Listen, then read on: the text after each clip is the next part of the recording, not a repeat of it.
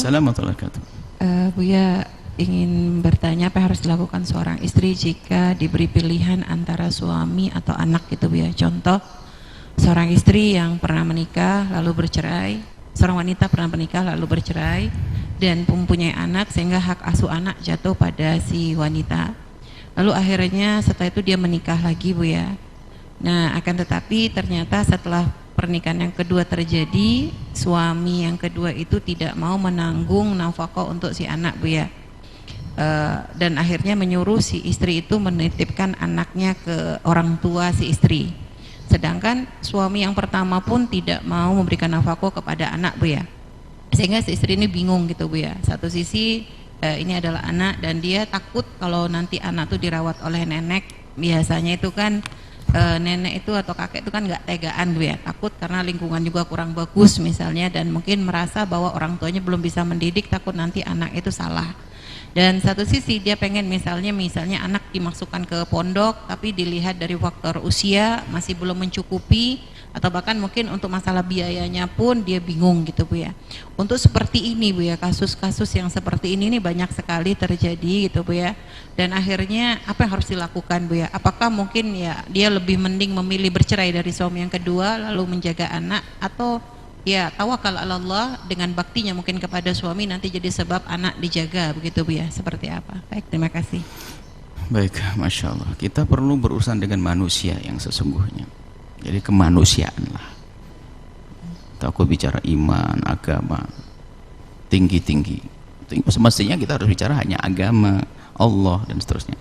Cuman kadang kita sederhanakan. Kita perlu urusan dengan manusia. Maka yang kita tumbuhkan adalah kemanusiaan. Makanya kalau sudah kemanusiaannya nggak ada, bisa jadi manusia apa dia itu?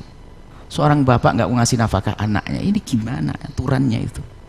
Otaknya di mana?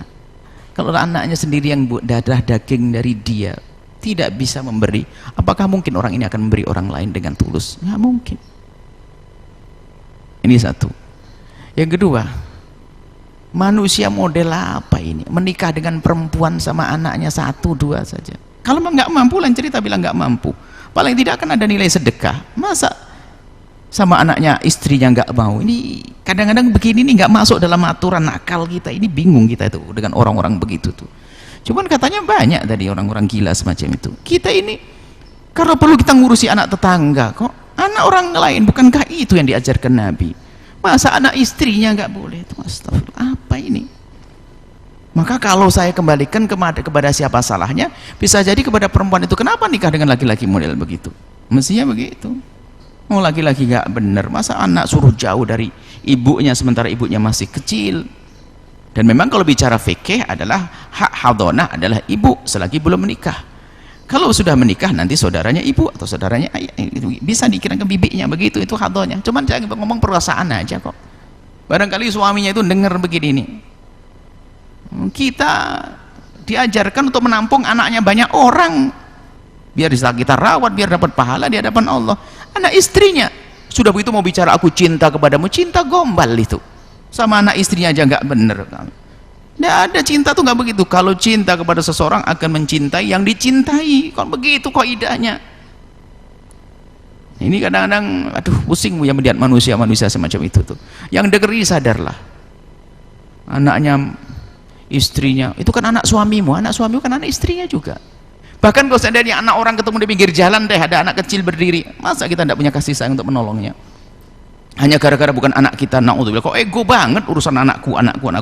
Ego itu kan penyakitnya iblis. Anak khairun minhu, anak yang suka ngomong anak itu. Jadi adapun bagi wanita tersebut, ya tentu diperhatikan adalah kasus ini, banyak hal yang perlu dipertimbangkan. Mungkin dia adalah seorang wanita yang sangat memerlukan urusan kebutuhan pribadi. Karena kebutuhan pribadi itu kalau tidak dipenuhi maka dia akan melakukan kehinaan, namanya zina. Jika dia sangat mendesak urusan pribadinya, ya tentunya tetap saja dengan suami terpenuhi kebutuhan pribadinya. Adapun anak masih banyak, ada bisa bibinya dan yang lainnya. Kekhawatiran nggak terlalu penting.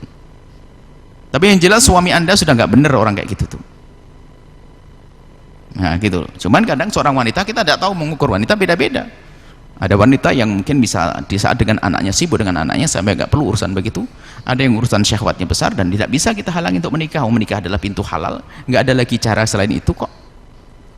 Maka jika dia adalah tidak aman di saat dia jauh dari suaminya, berpisah dari suaminya, nggak punya suami, dia tidak aman, maka biarkan dengan suami semacam itu. Adapun urusan anak, Allah Maha Kasih, nanti titipkan pada bibinya, neneknya dan seterusnya, seperti itu. Tapi kalau dia masih punya kemampuan untuk bisa menahan sehingga tetap terjaga, maka di saat seperti itu adalah dia punya hak, tidak boleh. Karena apa? Dia akan diputus dari anaknya, sementara dia adalah khawatir tentang pendidikan anaknya. Maka ini adalah termasuk jenis wanita yang minta cerai tidak haram. Karena apa? Maksudnya bukan ini loh ya, anak tidak ada yang memberi nafkah, kemudian suami juga tidak bisa memberi nafkah, dia boleh bekerja, maka boleh bekerja karena beri nafkah sang anaknya. Jadi tapi kalau suami melarang istrinya ngurusi anaknya, nah ini loh, itu berhak dia melarang, jangan urusan anak. Loh, memang gimana kalau disuruh putus anak kecil, naudzubillah, kejem banget ini. Maka itu berarti diajak memutus tali persaudaraan. Termasuk di antara kalau ada suami, ini adalah termasuk kaidah umum, ada suami mengajari memutus tali persaudaraan, maka kalau memang kita aman, kalau seorang wanita itu aman di saat berpisah dari perzinahan, maka termasuk jenis yang diperkenankan untuk minta cerai. Kenapa? Disuruh putus, nggak boleh ketemu ibunya, nggak boleh ketemu anaknya, dan ini kan kurang ajar. Tapi tidak harus. Kalau dia bisa menyambung silaturahmi dengan cara halus, biarpun tidak dengan datang. Kan ada seorang suami melarang istrinya datang kepada ibunya, nggak boleh, pokoknya kalau mau datang aku murka. Nah, ini ada suami gila, nggak apa-apa, biarkan gila, menikah dengan orang gila sudah terlanjur, mau gimana. Akhirnya ya dia tetap mempertahankan suaminya, barangkali bisa berubah, tapi tetap dia menyambung tanpa ketahuan suami, seperti itu. Tapi kalau seandainya dia nggak kuat karena mungkin betul-betul suaminya marah, dan kalau marah nggak karu-karuan, dia boleh meminta cerai dalam keadaan semacam ini. Karena apa? Suaminya menyuruh melakukan dosa gede, yaitu apa? Memutus tali persaudaraan seperti itu. Wallahu a'lam.